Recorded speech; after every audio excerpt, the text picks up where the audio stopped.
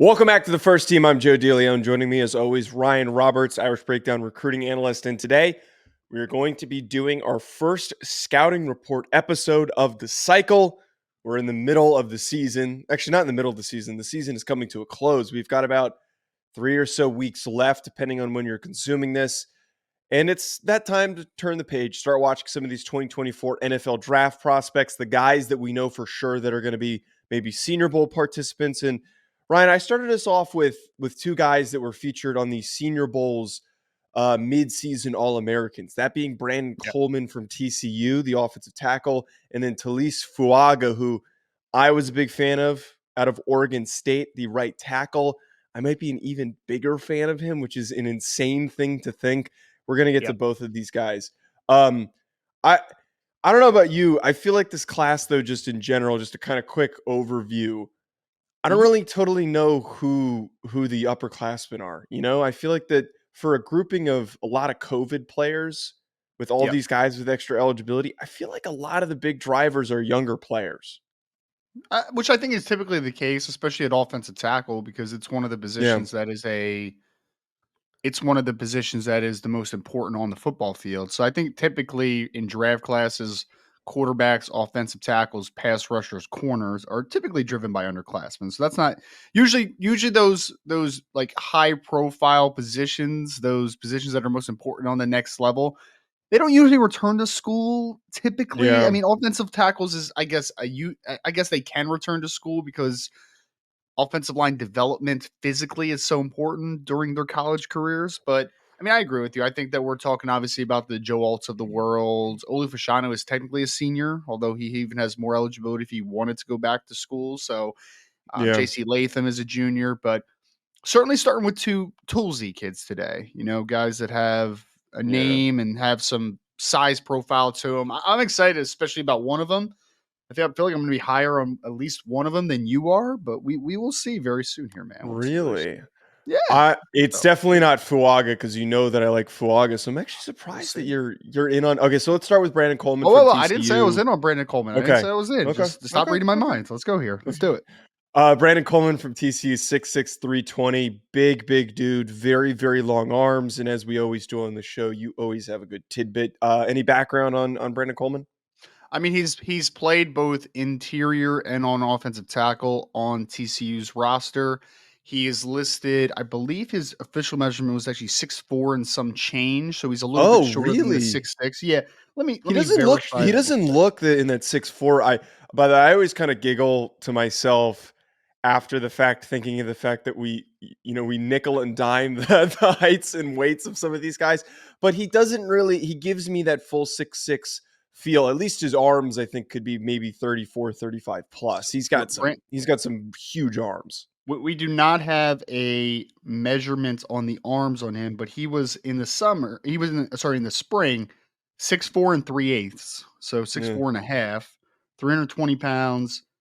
And he had a second round grade from Blesto in the preseason, a mid second round Wow. grade. So yeah, man, some people really were very high on Brandon Coleman. He's played left tackle for TCU, like I said. He's played inside at guard. I think that's going to be a really interesting conversation because I think the length is good to your point. I think that there's going to be a very unique conversation of is this a kid though that would fit better inside comparative to than at offensive tackle? That is a conversation I think will be had by a lot of scouts this summer or this offseason, not summer. Idiot. Sorry. Move forward. You're good. We're a little rusty, and just like we are rusty, I didn't even think to consider maybe bumping one of these guys into guard. Now I think both these guys could play guard, and I think Fuaga could play guard at a really high level if he chose to play that, or someone chose to put him there, which we saw happen with Peter Skoronski. It's certainly on the table, but specifically with Coleman. Yep. Now that you bring that up, I think that's certainly plausible. I think that makes a little sense in it. If you look at his physical profile, average foot speed, his Yep. angles aren't great. He might play better when he's got less space around him. I think that he's somebody Yes. that doesn't really kick and move well enough to mirror and keep guys in front of him. What does help is the length. Like the length is silly how long his arms are. That is a really huge plus for his game of keeping guys in front of him. And I think that some NFL teams are going to have him higher on their boards just simply because of how long his arms are and that they think maybe we can get something out of this guy. But in general, the foot speed, the athleticism isn't great for me. Very Mhm. stiff. I didn't see a very Yeah. bendy player, a big time waist bender, and you see a general lack of power as a pass protector, not a lot of pop in his hands. I didn't get a guy that was going to really deliver a devastating blow or drive anybody off the line of scrimmage, which is why I think I'm a Mm. little bit more I conservative with Coleman. I liked his hands a lot more than you apparently. Not necessarily saying that Really? he had like I'm not saying he necessarily had like brass knuckles in his mitts, right? As far as his punch, but I do think that he has very very good grip strength. That was the thing that I was most impressed on, especially in the run game. I felt like when he finally fitted in to get inside positioning on guys inside the chest plate, I really thought that it was game over a lot of times in the run game, Mm. especially, and was able to really gain control quickly. I think that there is just a lot of power in that lower half. He's a pretty densely built kid overall. So I think when he fits inside, he's able to get inside positioning. He's got some devastating power in the run game potentially. Pass protection is I think he's been well coached. I think he's experienced as far as where to attack. But I agree with you in the sense that I think that this kid has incredibly tight hips. Like inside Yes. counters are Yeah. going to be a devastator to him on the next level. I think his kick slide speed is efficient enough where he's not going to be beat outside shoulder a ton. But the problem is on the next level, when you have to overcompensate because he is going to overset at times, which just basically means that his chest is going to open up to the sideline. He's going to give up an inside lane. I do think that he's going to have to overcompensate because he does not have great foot speed. It's below average foot speed. So I genuinely just think he's a guard on the next level. I think he's a guy though that power profile and the frame that he has, I think can play inside a guard and can play potentially well. I think it's good for his evaluation, especially if we're talking about a kid that might end up going day 3 potentially. Mm. We'll see where he ends up lying.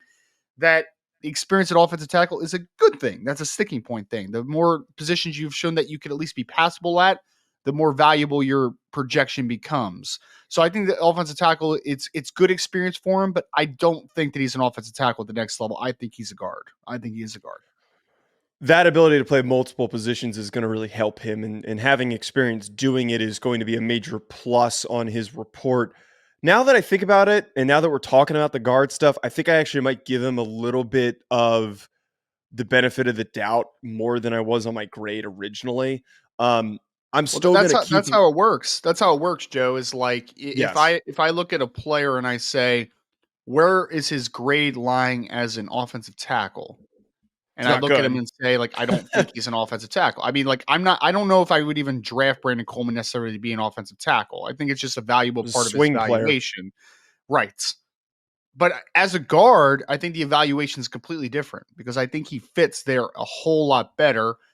So yeah, I think that I mean, but you could do that for every player, right? I mean, like there's even Mhm. some offensive tackles that are really good in the NFL where it's like, I don't know if they'd be great guards, right? Because they're not guys that genuinely like Joe Alt, for instance, right? For Notre Dame.